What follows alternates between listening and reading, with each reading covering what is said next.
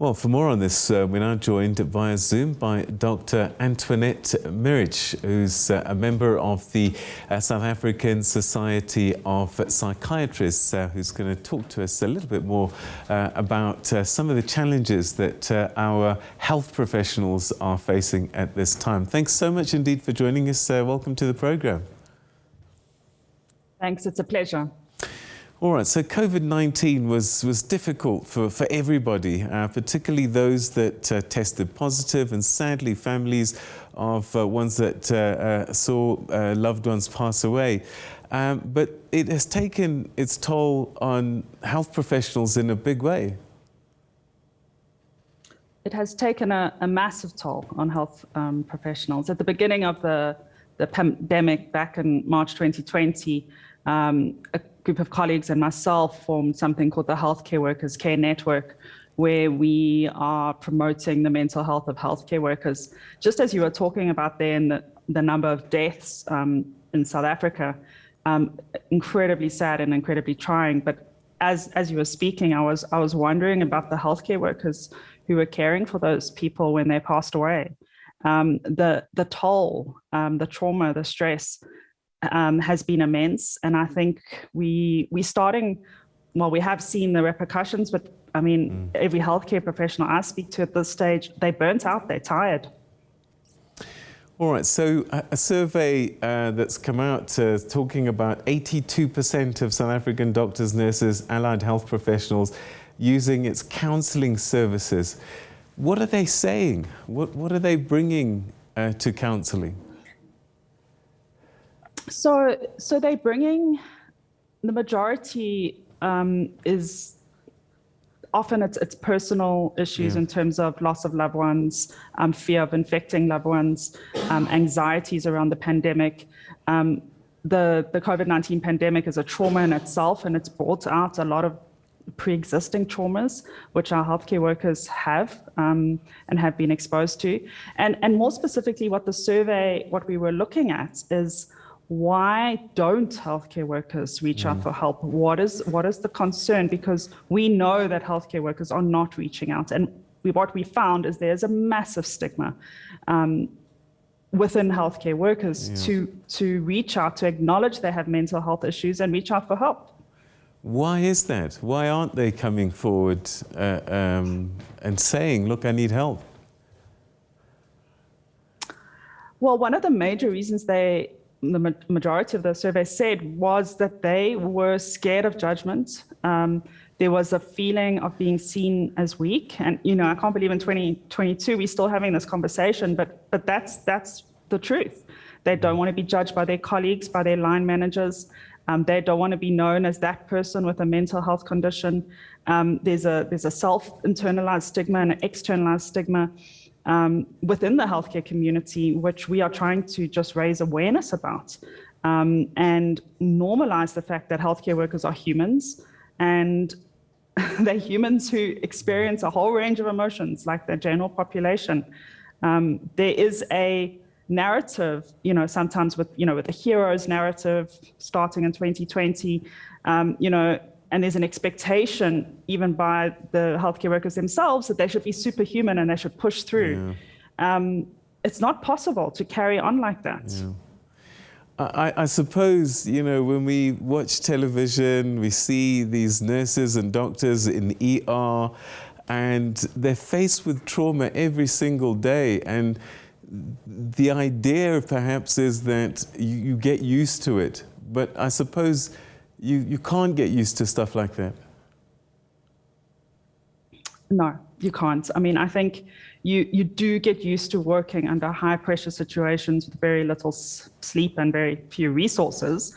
But in terms of it's the cumulative trauma, it's the moral injury which healthcare workers experience when they, especially in the beginning when there was no vaccine available and we could see people dying unnecessarily.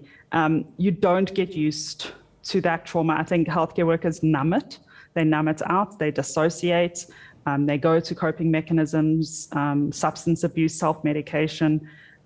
So I don't think they get away from it. I mean, some people cope with it a bit better, but it's very much present. If this carries on, what are you fearful of? I mean, are we seeing potential collapse of parts of the medical system? I mean, I do think part of the medical system is already in some form of collapse. My fear is, and we've seen it through COVID, is that specifically older healthcare workers, maybe over the age of 50, have retired early, have left the profession, and we've lost a whole lot of wonderful minds like that. My other concern is that younger healthcare workers who've been exposed to this are going to turn around and be like, I don't want to do this. I want to leave the healthcare care sector. And it's a real, I mean, there's surveys done all over the world. Something like 30-40% of healthcare workers, when they surveyed, are thinking of leaving the profession at some stage. And it's a huge worry. And I do think that some of that's going to happen, because healthcare workers are going to be looking at their jobs and being like, do I want to do this? I mean, it's incredibly stressful. So what needs to be done? I mean, are we talking about forced interventions where every single person must have at least some time with a counsellor, even if they need it or not, just as a check-in? No, I don't think that would work at all. One, we don't have the resources. We've only got about 500 psychiatrists in the country, and a couple of thousand psychologists. I think what we're hoping will help is just making the conversation known that it's okay to reach out for help. And what I keep on saying to healthcare workers, there are going to just be times when maybe you just need to speak to a therapist or a counsellor, just a few times. And that's enough to keep you going and get you through it before it develops into a mental health disorder. And also to make them line managers and the seniors more aware of these mental health issues, so that they are more open to their juniors coming forward and saying, listen, I'm having a rough time. And because many people don't know what to do with that. So that's the approach we're taking. Are there symptoms that perhaps colleagues and other professionals can look out for that, maybe Antoinette is not okay, and we need to kind of find a way to help her, because Antoinette's not going to come and tell you?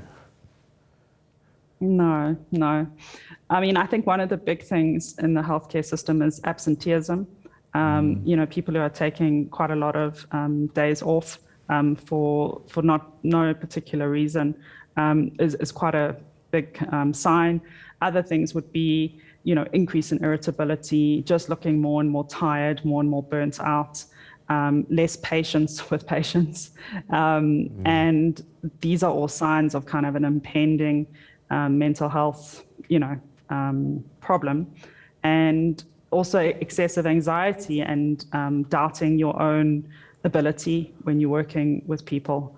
Those are kind of signs that something's brewing, and sometimes just a gentle check-in. I know myself and my colleagues, a bunch of psychiatrists, we all check in with each other, like how you're doing, and because obviously our job is incredibly stressful as well. So those are just some of the signs to look out for.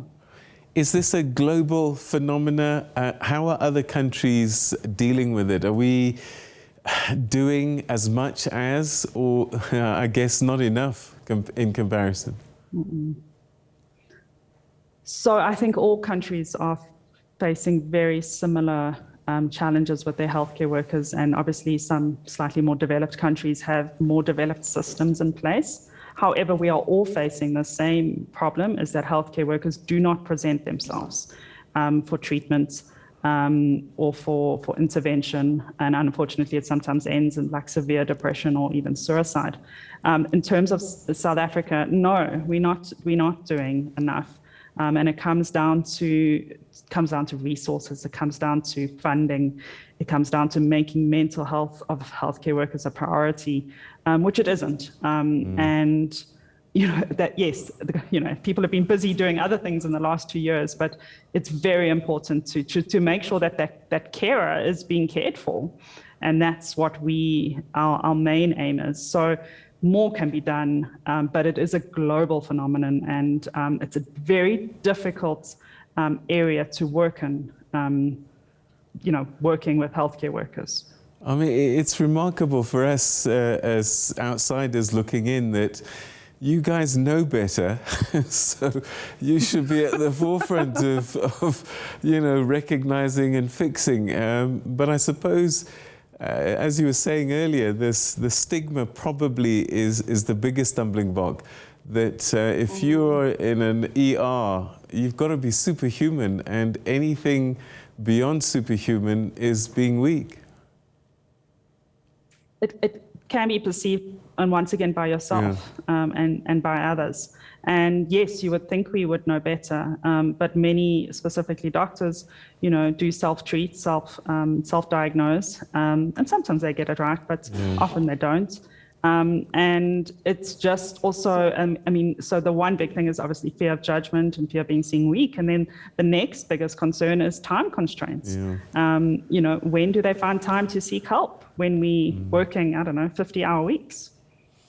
Yeah, I mean, we could talk for forever, but I guess in real life as well, we have these scenarios where we don't know where having a bad day moves to depression and chronic depression. And sometimes we confuse all of that until it's too late. Yes, and I think people do. I think one of the biggest just ways to differentiate that is to look at how it affects your functioning across different areas. So if it's just at work that you're really struggling, but in your social life and leisure life, things are reasonably normal, then most likely it's not a severe mental health condition. It's when it starts seeping into every single aspect of your life. You're not even motivated to get up and watch the soccer, or those are signs that it needs to be taken more seriously. All of us have bad days, all of us have sad days, but it comes down to how does it affect functioning, and that's how we kind of classify in terms of disorders. All right, Antoinette, we're going to leave it there. Thank you so much indeed for bringing this to our attention, and let's hope that the health professionals on the front line get the help that they need, because we need you to be okay. Thank you so much. It's a pleasure. Thank you.